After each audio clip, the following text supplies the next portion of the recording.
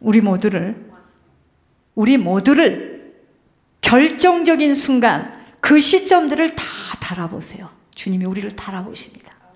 심장, 폐부를 살피십니다. 우리는 내 것이 떨어지면 죽는 줄 알고 부하려고, 많이 쌓으려고 몸부림을 치면서 교회에서 어떤 일이 일어나는 줄은 본인과는 아무런 상관도 없는 일이고, 늘 물질의 이야기 속에 시험 들고 자신의 욕심 때문에 주변의 일들이 풀어지지 못한다는 것, 다 나 때문이라는 것 알게 됨이 축복입니다. 돈을 탐내는 순간 우리들은요, 사단의 유혹의 덜미에 붙들린다는 것 아셔야 합니다. 돈을 탐내는 순간 악의 소굴에 팍 빠져요. 사단의 미혹에 걸려들면 잃어버린 돈 때문에 울고 싸우고 다투고 아파하고 원망하고 근심하며 끊임없이 자학하면서 하나님의 성전을 망가뜨리는 일이, 이게 하나님의 성전이거든요. 약을 먹지 않으면 잠을 이룰 수 없고, 술을 먹지 않으면 속이 터져서 제정신으로는 살아갈 수가 없다고 미치광이들처럼 거의 다 돈 때문에 울고 웃고 하는 것, 다 사단의 계략입니다. 저는 신앙 있는 자를 물질 놓는 자의 순서대로 봅니다. 저는 말로 하는 이야기는 절대 저도 믿지 않아요. 하나님은 더욱더 믿지 않습니다.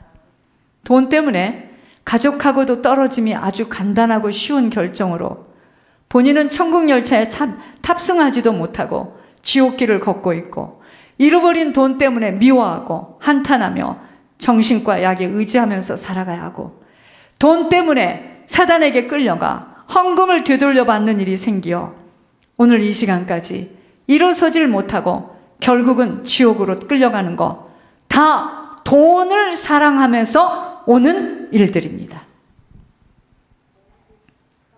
신앙은 다른 거 아니에요. 돈 놓는 것이 신앙입니다. 이게 말처럼 쉬울 줄 아세요? 절대로 어렵습니다. 돈을 놓았던 사람들이 돈을 계속 놓게 되는 거예요. 우리들이 세상에서 신문으로 매스컴으로 들으면서도 이 돈이 얼마나 무서운 줄, 돈 때문에 형제가 법정에 서야 하고, 지금 롯데가 그게 무슨 일입니까? 돈이에요, 돈. 돈이 없었으면 서야 될 이유 없습니다. 부모와 자식이 싸워야 하고, 사단의 전략만을 모르고 그저 어떤 방법으로든 돈만 모으려고 악을 써대고 있으니 사단은 그러는 거예요. 들어보세요. 그래, 있어봐. 사단이 그럽니다. 그래, 있어봐. 내가 돈 벌어줄게. 돈 벌어줄게. 내게만 절을 하면 네가 돈을 얻는 거 문제도 아니야. 라고 하면서 엄청나게 부를 가져다 주니, 하나님을 믿는 믿음에서 쌓여진 돈을 믿게 되니까 하나님을 믿는 믿음에서 떠나게 돼요. 돈을 믿게 되는 거야, 그때부터는요, 자신을 찌르는 엄청난 과오를 범하게 된다는 것입니다. 그래서 일찍 자기 나이에 비해서 돈을 많이 번 아이들 있죠? 문제 정말 투성입니다. 나 이번에 겪었네요. 이미 사단이가 깊게 잡고 있어요.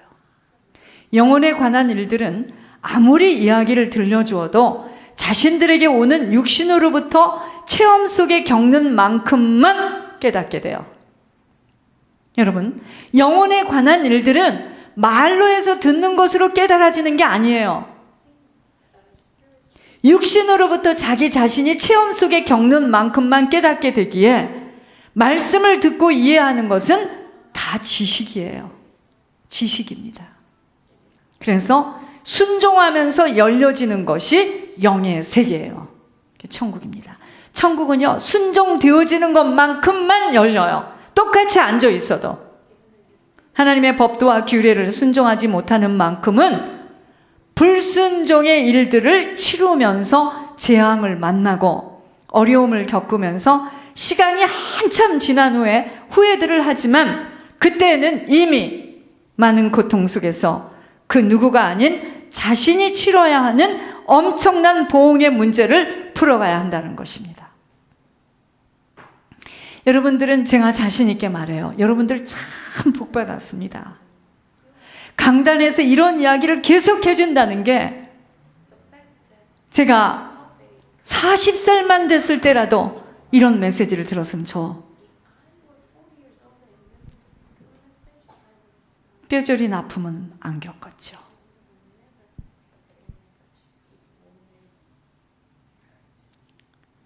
천국이 안 보여지면 돈을 사랑하기에 하나님의 요구를 들어줄 수 없게 되는 거예요. 하나님의 요구를 들어주는 만큼 천국이 보여지고 천국 속으로 들어가는 거예요. 아버지만 사랑하고 아버지만 섬기는 법도와 규례를 지켜 행할 수 없는 자로 일평생 돈 따라 살다가 혼자 토라지고 운막 같은 심령 속에서 나오지 못하고 거의 다 정신과에 다니며 하루하루를 슬픔과 불안, 원망으로 살아가고 있다는 것입니다.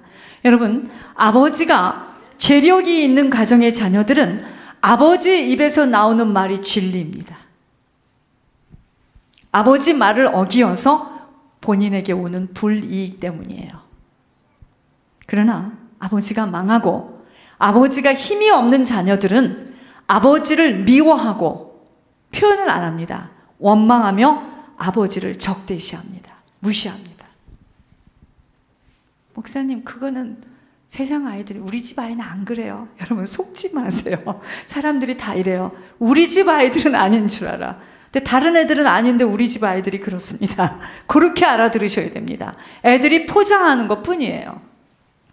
이것이요, 보지도 않고 알려주지도 않았는데 그의 후손들은 똑같이 할아버지와 같이 아버지가 망하는 일을 겪고 그의 자녀들은 결정적인 순간에 아버지를 적대시하고 무시하며 그 망한 아버지의 아들, 그 자녀들이 아버지에게 한 만큼 그의 의의를 나타내는 것, 다 영적인 대물림이에요. 영적인 유산을 그의 할아버지가 내리고 돌아가셨기 때문이에요. 여러분, 대물림을 안다면 우리가 지금 다른 것으로 갈등할 시간이 없습니다. 그런데 영적 대물림은 그냥 내려와요. 쉽게 말하면 우리 할아버지가, 예를 들어서 우리 아버지가 망했다 이거예요. 예를 들자면 폭삭 망했어. 종로 일가의 모든 집을 다 뺏겼어요. 그래서 자식들이 나 외에 내 형제들이 그 아버지를 무시는 점잖은 이야기고 적대시하며 아주 그냥 눈에서 피눈물을 나게 했다 이거예요. 근데 내가 또 망했어요. 내가 또 망하니까 내 자녀들이 할 수 없이 나를 어떤 부분에는 도와야 되죠. 근데 그 아이들이 나를 무시해요. 어디서 많이 보았던 광경이죠. 그 우리 어머니 아버지가 눈물을 흘리던 그 눈물을 나와 내 부인이 또 눈물을 흘려요. 이게 영적 대물림입니다. 이게요, 누구도 피할 수 없이 이게 다 내려가 있어요.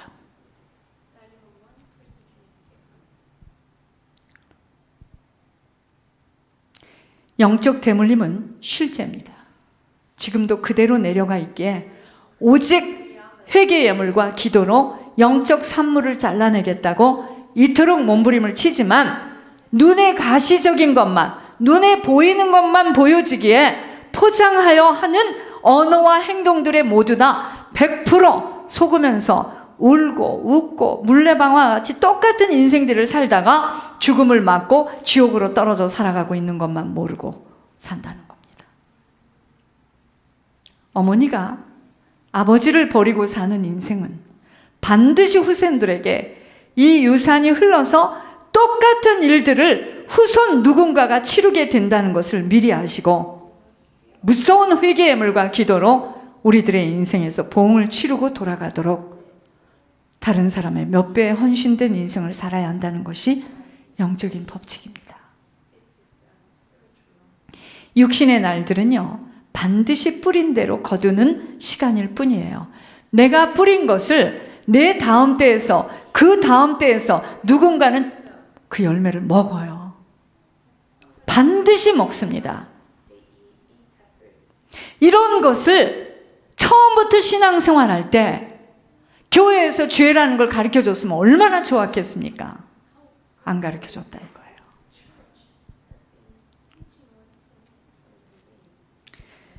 우리들의 조상이 무엇을 뿌렸느냐에 우리들이 그 유산을 지금 거두고 있고, 우리가 어떤 인생을 살아가느냐에 따라 보지 못하고 떠난 후에 우리들의 가문은 결정이 나는 것입니다. 씨를 볼 때에는 안 보여요. 여러분, 씨 있죠, 씨. 그런데 이 씨가 뿌려져서 싹이 오르면은요, 싹을 보면 이 열매가 어떻게 나올지 땅과 함께 살아온 농부들은 감지하는 것처럼, 여러분, 우리같이 무지한 사람들은요, 싹이 올라와도 이게 무슨 싹인지도 모르고 이 싹이 어떻게 꽃이 펴서 열매를 맺을지 감지하지 못하지만, 땅과 함께 더불어 살았던 농부들은 싹이 올라오는 것만 딱 보고, 아, 이것은 열매를 맺겠다, 이것은 열매를 못 맺겠다. 싹만 보고도, 싹수를 보면 안다 그러죠. 싹만 보고도 안다는 거야. 자, 들어보시기 바랍니다. 가정이 주님으로 세워지지 못하고 늘 귀신 섬기며 정신과를 들락날락하고 살았던 가문은 후대들 속에서도 정신질환자들이 대거 일어나게 됩니다. 특히 귀신을 섬기고 우상숭배를 많이 한 집안에는 정신질환자들이 많이 일어나요. 그건 공식입니다. 한 사람이 그래서 그리 더 중요하다는 것입니다. 여러분, 얼굴, 모습, 학력 절대로 중요하지 않습니다. 하나님을 섬기며 두려워하며 하나님 중심으로 살아온 부모를 가진 후손이었는지, 그런 후손이었는지, 부모가 얼마나 서로를 신뢰하고 존경하며 이웃을 섬기며 살아온 조상이었는지가 무엇보다도 중요한 거예요. 아버지가 허무맹랑한 철학 속에 술로 방탕한 인생으로 아무렇게나 책임지지 못한 시간으로 살아왔다면, 그런 가정은 처음부터 인생이 별것 아닌, 그러니까 아버지가 이상한 철학을 가지고 여러분, 그러니까 많이 공부하는 것이 유익한 게 아니에요. 인생이 풀어지지 못하니까 술로 방탕하며 살아온 인생이, 그러면요, 자녀가 이상합니다. 처음부터 인생이요, 별것 아닌 것으로 겉멋이 들어요. 그래서 열심히 선생님 말씀에 집중도 안 합니다. 목표를 갖고 뛸 수 없는 이상한 사람으로 전락하게 되어버리는 것, 영적 대물림이에요. 그게 참 멋있어 보이죠?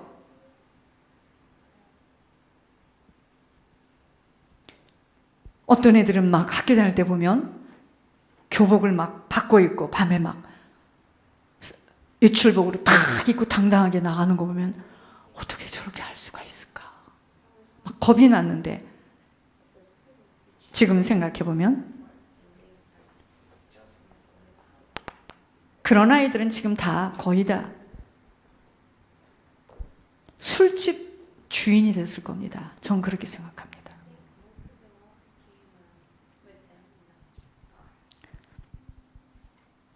이 대물림은요, 묶임이라는 것으로 단단하게 얽혀놓았어요.